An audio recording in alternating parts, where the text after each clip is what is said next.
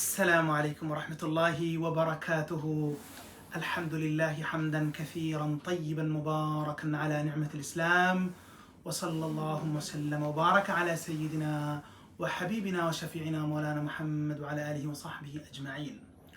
Respected scholars, academics, and my dear sisters and brothers, once again I would like to say Ramadan Kareem, Ramadan Mubarak 2022. May Allah subhanahu wa ta'ala accept your deeds and our deeds.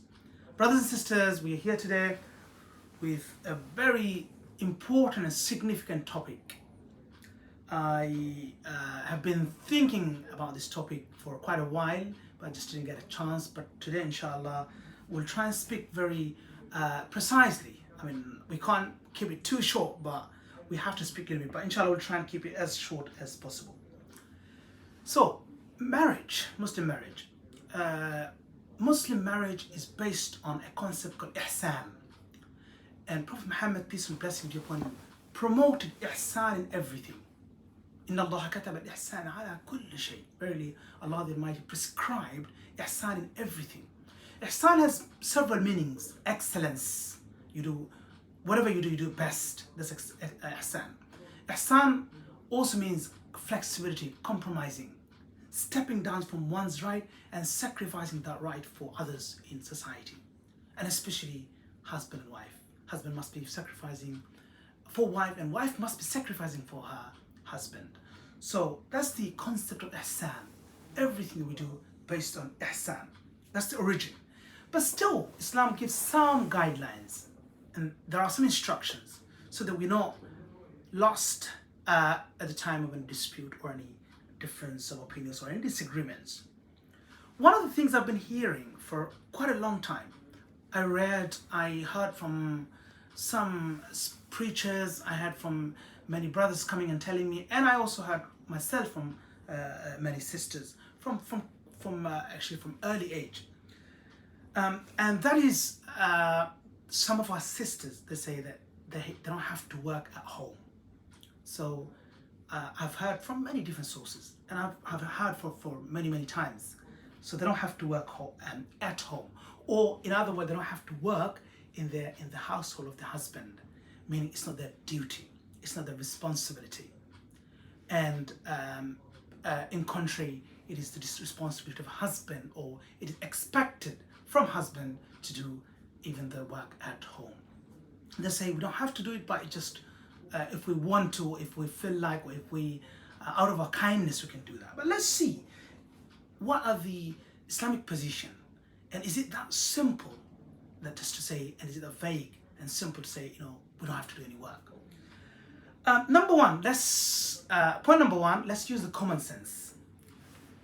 If the husbands are obliged to provide, if they have to come and work, if they have to go out and work, and in Islamic Sharia, in an Islamic marriage, a husband is obliged and he is responsible for the maintenance and provision. So in other words, husbands have to make sure that their wives are getting food, clothes, accommodation, and clothing according to the norm of the society and according to the financial capacity of a husband, without too much pressure and demand from wife's side. It's a responsibility of a husband.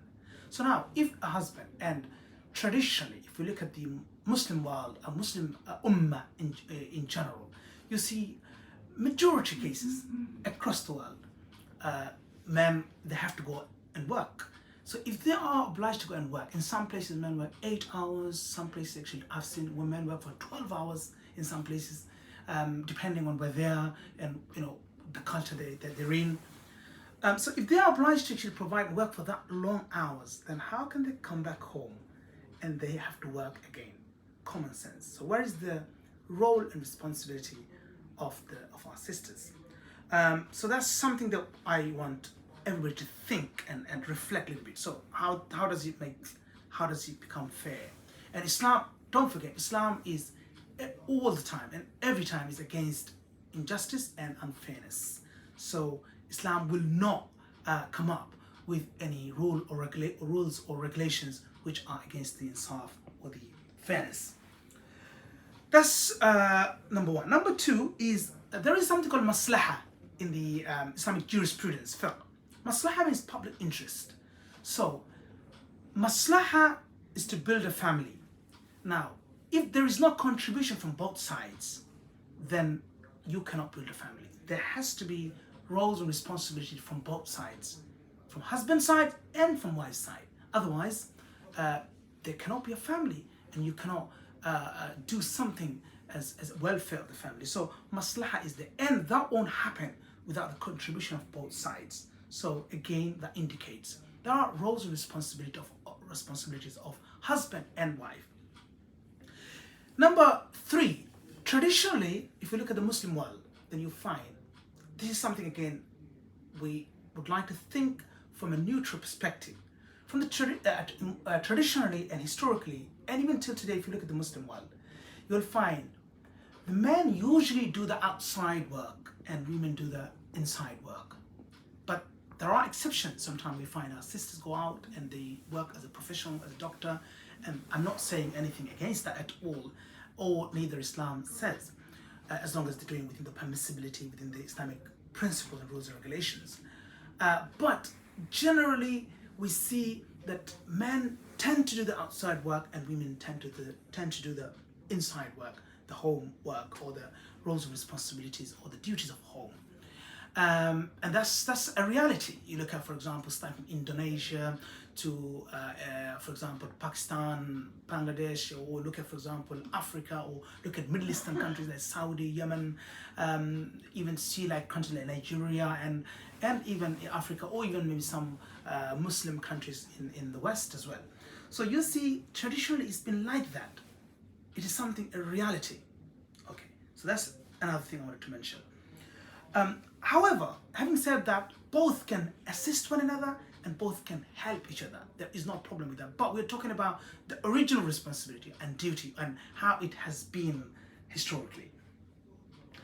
Some scholars, they did mention that it is not an obligatory, or it's not a must for women and for wives to work in the house of the husband. But there are other scholars who did say that it's a must, it's a wajib. And if you look at the prophetic traditions, then you can probably come to a conclusion, you can make it your own judgment. I don't want to make a judgment, or I don't want to make a conclusion for you, brothers and sisters. So let's look at some of the Prophet's prophetic tradition, a hadith of Rasul sallallahu alayhi wasallam. So here we have a hadith from Al-Bukhari, the book of Imam Al-Bukhari, عن علي رضي الله عنه أن فاطمة رضي الله عنها أتت النبي صلى الله عليه وسلم تشكو إليه ما تلقى في يدها من الرحيم. This narration is saying Fatima رضي الله عنها, and I'm sure all of you know who is Fatima, سيدة نساء أهل الجنة. She is the leader of the Muslim women in Jannah, in heaven. What a status. Fatima رضي الله عنها, she came to Prophet صلى الله عليه وسلم complaining about the pain in her hand because of her work at home. So stone hand mill, because she used to make breads and other things. So she came and she made a complaint to Prophet sallallahu alaihi wasallam about the work in her household. Now, Prophet Muhammad sallallahu alaihi wasallam, he didn't say, or he didn't reject or deny the work at home, and this is the evidence many scholars used, saying that Sayyida Fatima radiallahu anha, she worked in the house of her husband. We also find another narration which is al-Mu'mineen Sayyida Aisha radiallahu anha, the mother of the believers, our mother Aisha radiallahu anha. She said that she used to help Prophet Muhammad sallallahu alaihi wasallam, assist him in washing his clothes. كنت أغسل الجنابة من ثوب النبي صلى الله عليه وسلم فيخرج إلى الصلاة. So she used to help him really washing the clothes of Muhammad Rasulullah sallallahu alaihi wasallam. So there are other narrations which talk about it as well. So these are some of the narrations which is confirming that some of the best women, they also worked at home. And of course that doesn't mean that men cannot take part or participate or contribute or even assist. That doesn't mean that at all. But we're talking about regional role and responsibility. As a Muslim, for example, sister or woman under an Islamic marriage. Now, interestingly, I have heard from many people saying, they don't have to work, and they just leave it vague. Honestly, it's causing a lot of misunderstanding and confusion. and it kind of leaves a lot of families in chaos. So it becomes as though like people don't have to do anything, and they would do only if they love somebody, and if they feel for someone, they would work. Otherwise, they wouldn't do anything. They would not feel that as it's a religious responsibility, or there's a virtue of doing it, or it's something as part of responsibility. Like, for example, if I work, and just because I don't want to work doesn't mean just because I don't want to work, like I don't go to work. So it doesn't work like that. If you know there's a duty and responsibility you have, then you are also committed towards it. So is that how vague and clear, simple it is that they don't have to work? Now let's look at some of the opinions of some of the jurists of Islam, like Muslim jurists, some Muslim imams and scholars of Islam. Interesting, you'll find most of them, they actually left this subject to the urf. What's urf? Urf is taken very seriously in the Islamic jurisprudence. المعروف عرفا كالمشروط شرطا. It's famous legal maxim in the Islamic jurisprudence. Like, this is called قاعدة أصولية or قاعدة فقهية. المعروف عرفا كالمشروط شرطا. Whatever culturally agreed, it's also like a contract and agreement.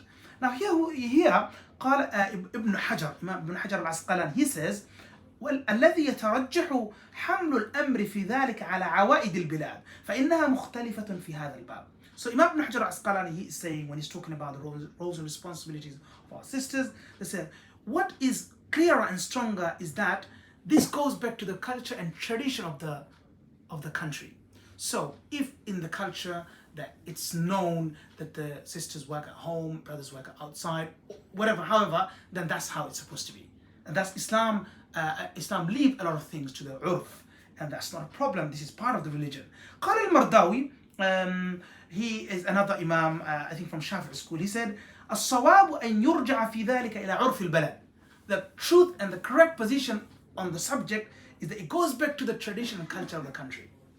قال السعدي الصواب أنه تجب معاشرة كل من الزوجين للآخر بالمعروف. So it is obligatory, mandatory to live with each other in ma'ruf, with kindness, with compassion, with love. Of course, all of these things are there.